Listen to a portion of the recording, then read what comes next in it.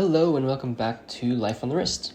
Some big news this week. It was if you're sort of in the world of finance or just follow the luxury industry, you know that there were the earnings report of Louis Vuitton Moet Hennessy or LVMH were released this year. We're going to start off with talking about the earnings report, specifically about the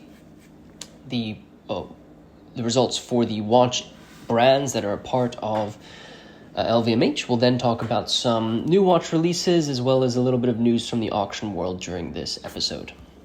I'll say it in the beginning and I'll most likely say it at the end, but if you are new to the Life on the Wrist podcast, be sure to follow us if you're interested in watch podcasts and share this podcast with a friend who might be interested in the watch industry. During the podcast, what we really focus on is sort of the topics that we cover are mostly about what's happening in the watch news. Really has a lot to do with modern watches as well as modern watch events. We do cover, obviously, vintage watches on the podcast when we're talking about things like auction results or specific news articles that have come out about watches. But the trend that you'll see with the podcast is really focus on things that are happening today, what's happening in the last week of watches. If you contrast that with some of the videos that we make for our YouTube channel, we really focus on vintage watches, which is really where the passion lies with Life on the Wrist and the focus of what the organization does, which is telling the stories of the vintage watches that we have the opportunity to cover and then obviously find new homes for. So if you're interested in the vintage side of things, stick around for the podcast because we do cover some of the watch industry, at least if vintage watches are being covered, I'd say, or there's specific things that are happening within the watch industry. As an example, we covered a very famous $24.99, I think, in the last episode of the podcast. So if you didn't see that story, check out the last episode of the Life on the Wrist podcast. All right. And just to end on, there's going to be links to all of our social medias as well as our website, YouTube channel. In the show notes of this podcast, you'll also find links to the articles of the topics that we're going to be discussing during today's episode. So be sure to head over to the show notes if you want to read more about any of the topics or see some of the pictures of the watches that we will discuss. So as I mentioned, we will kick off this episode by talking about the results from the LVMH group.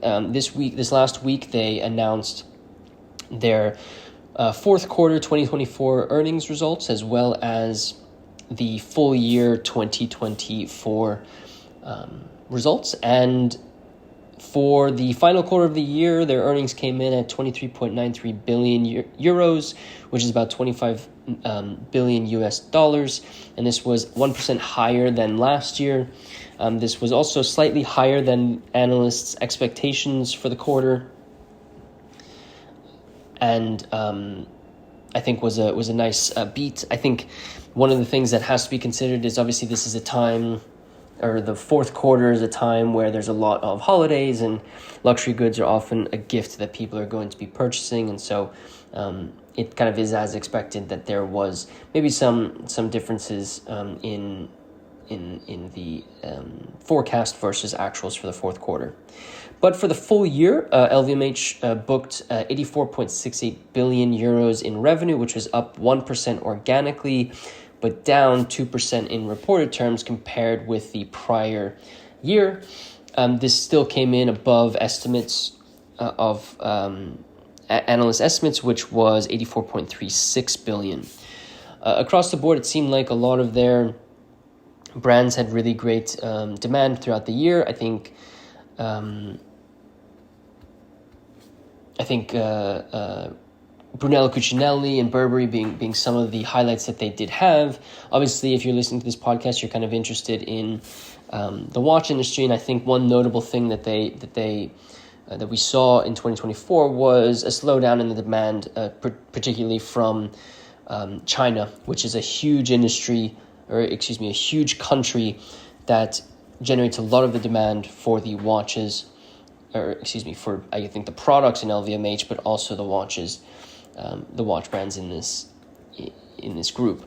And if you dive a little bit deeper into the earnings report, LVMH actually saw revenues for watches and jewelry slip by 3% to 11 billion during the full fiscal year, which is a notable decline in purchases. Obviously, this is both watches and jewelry,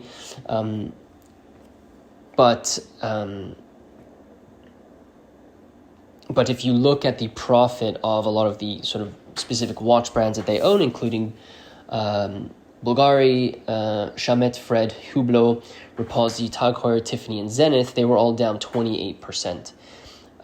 And this was in part due to ongoing investment in store renovations and communications, as well as exchange rate fluctuations. But I don't think that really tells the whole story. I do think that there's, for sure, a slip in the demand for watches, and I think this is quite well summarizes, I think, what 2024 was, which is a continued reset of the interest in watches. I think from 2019 to 2023, or I say 2019 to 2022, I think there was a huge increase in interest in these brands, and I think ever since we've kind of seen this slowdown in purchasing of modern and mostly modern watches, and I think this kind of summarizes nicely where the industry is. And I'd say for us as watch enthusiasts, I would say that this is a great thing because we don't have to pay astronomical prices for the watches that we might be interested in owning from the modern side of things. And I also think, it allows for us to really, I mean, this is kind of a selfish thing to say, and I don't mean it in a bad way, but in a way, I think it's a great thing that the industry has kind of shaken out some of the people who might be interested or who were interested in watches for the wrong reasons.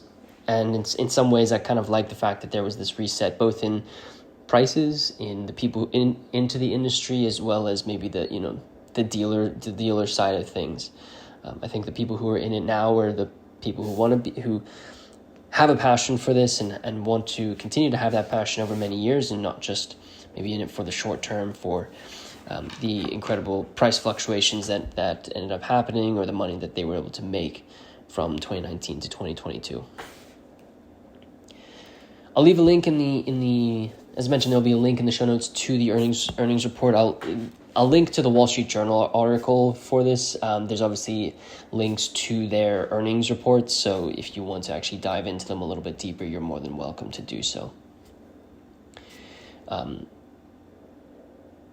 that's LVMH earnings report. I'll then dive into the first watch that I wanted to, the first watch releases that I wanted to discuss, and that was from Vacheron Constantin. And what they ended up doing is they have released 4 new watches that are part of their Le Cabanotier Le Temps Divine collection, which is 4 unique pieces that are inspired by the 4 symbols of Chinese cosmology, which is the azure dragon, the vermilion bird, white tiger, and black tortoise. And the techniques that they used in these pieces was wood marquetry, which is an extremely, it's an incredible piece of craftsmanship, where essentially the dials of these watches have over 200 individual wooden pieces that are hand cut and then assembled to create these intricate images of a dragon, a bird, a tiger, and a black tortoise. And these pieces are truly, truly beautiful. A wonderful example of some artisanship that you don't really see all that often. And I think what's quite cool about these watches is I think we're so used to seeing when you have these sort of intricate dials, a lot of the times you'll have things like cloisonné enamel or a certain technique that involves painting or printing the dial. And if you take a look at the article that is in the show notes, you'll see the individual pieces of wood that are being put together to create these animals on the dial. They basically have a cutout of what the shape of the animal looks like, and then that is recessed into the dial. I think there's probably two layers two layers of wood that are put together, and then you have these individual pieces that are obviously of different colors that make up the animals. A really beautiful example, and I think it's going to be interesting to see how these actually age over time, if they maintain, if the color sort of maintains, or if the exposure to things like light and heat will change the way that these dials look. I'm sure that has been taken into consideration by Vacheron Constantin when putting these together.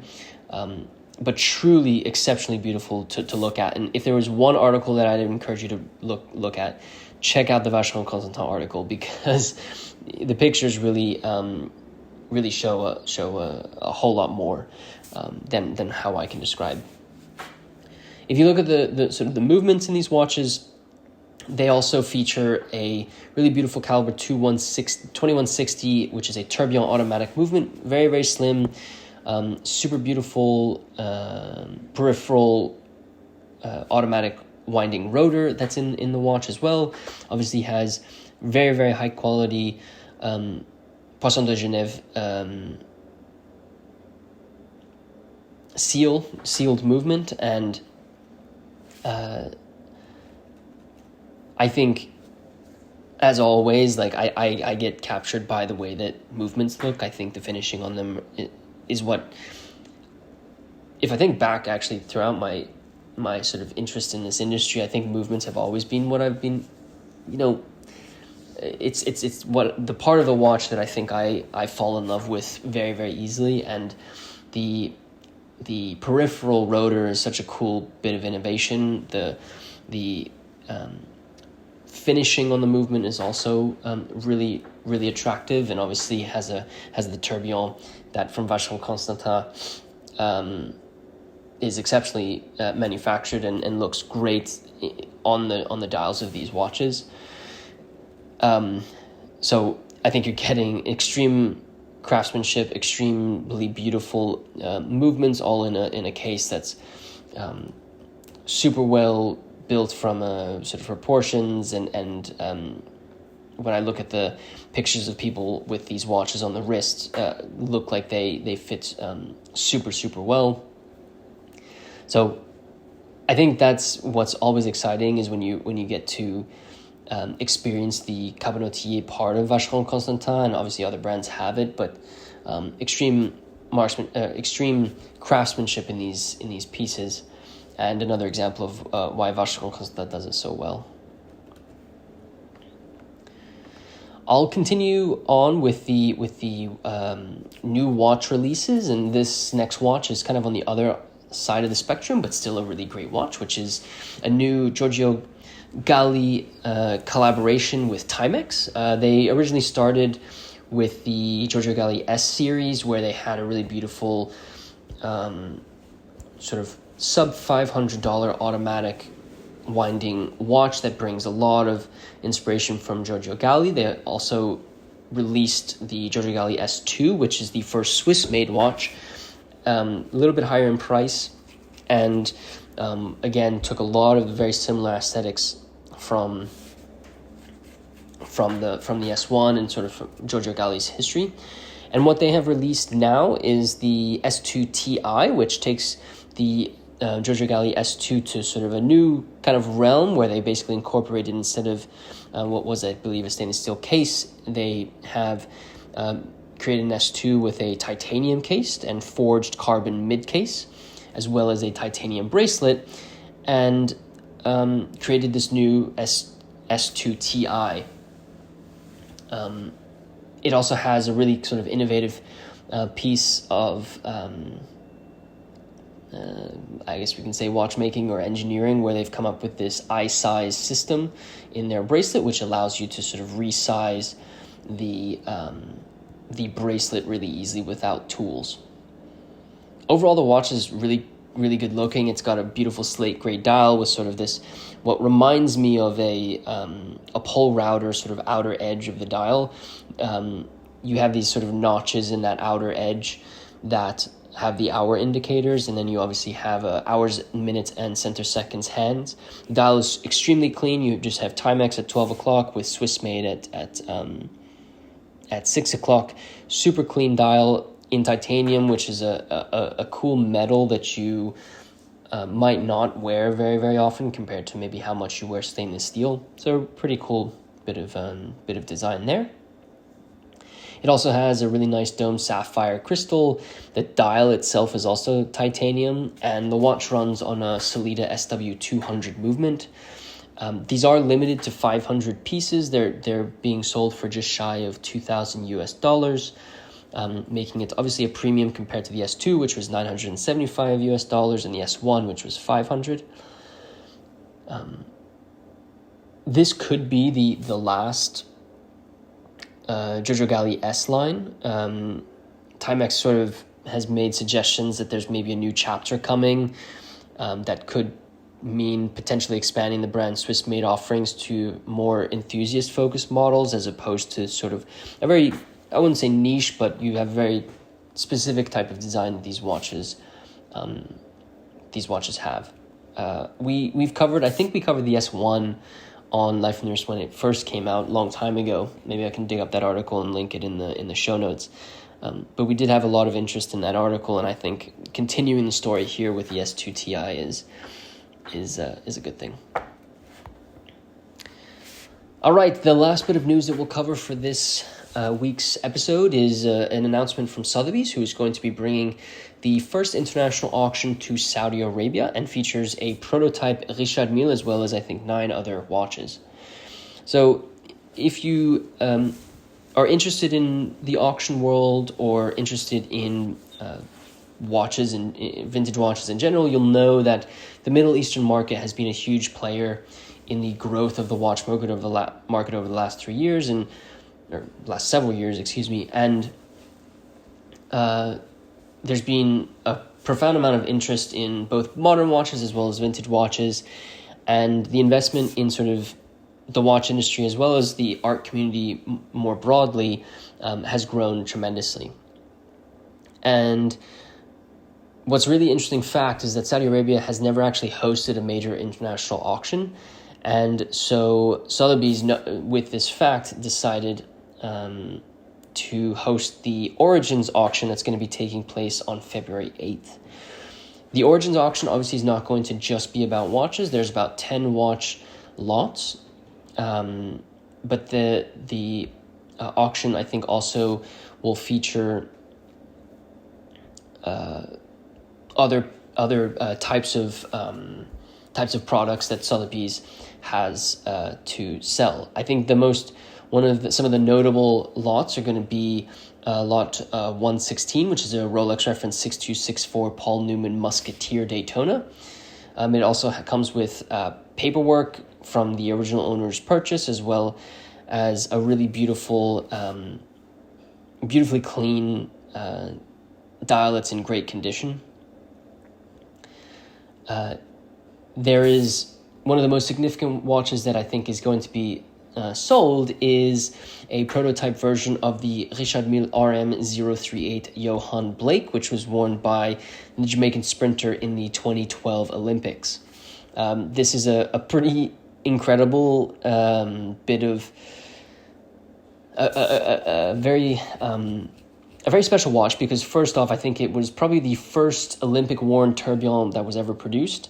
It's also a prototype watch that's in a magnesium alloy and only weighs 44 grams, which obviously was used so that the watch would be as light as possible and not affect the way Johan Blake ran. This one has a pretty high estimate, but a cool piece of Richard Mille history. There's also a 2007 unique Cartier Crash that's going to be sold, as well as a platinum Rolex Day-Date 2, which has a case engraving of the Omani crest and confirmation of its delivery to the Royal Palace, which is pretty significant, especially for this market. So it's pretty exciting that Sotheby's is moving into this market. I'd say, given the trend that this geographic market has contributed heavily to the growth of auction results as well as just auction watch interest, it would make sense that auction houses would start moving in that direction. It if you think about where most of the auctions take place, what you have is you have a Hong Kong auction, you have a Geneva auction, and you have a US auction for most of the major auction houses. And I wouldn't be surprised if they maybe added in the this region into the normal calendar of an auction house's year. It does mean additional pressure on finding watches that they can sell. It's additional work that they'll have to do to obviously curate watches for auctions, make sure that they have demand for those for the watches that they'll be offering, and also hosting the events is a tremendous undertaking. But it would make sense as this industry focuses more on that geographic location that we see others follow. And I wouldn't be surprised. Sotheby's is obviously the first. I wouldn't be surprised if you saw, Phillips and Christie's do very similar things. But only time will tell with that. And I'm excited to see how these do. Obviously, you'll be listening to this very, very close to the 8th, so we'll have to see how these do. I don't know if they'll end up doing, single, like a watch-specific auction in that market for maybe a little bit of time. Maybe they'll sort of dip their toe in with sort of these general auctions that include watches. I think this auction also features pieces by René Magritte and Pablo Picasso. So you've got significant historical artifacts in these auctions. Maybe they'll stick to that until they sort of explore how these end up doing. All right, with that said, guys, thank you so much for listening to this episode of the Life of the Nurse podcast. As I mentioned in the beginning, if you are new to the Life of the Nurse podcast, be sure to follow us so you're notified of the podcast that we upload weekly. You can also go to the show notes of this podcast to go to any of our social medias as well as our website. I encourage you to do that if you enjoyed the content that you had during this episode of the podcast. If you wouldn't mind rating us, it really does help me out. Gives me some feedback on the things you want to hear during this podcast, things that I can do differently. So I would greatly appreciate if you wouldn't mind rating this podcast on whatever platform you're listening to this, whether that's Spotify, Apple Podcasts, etc.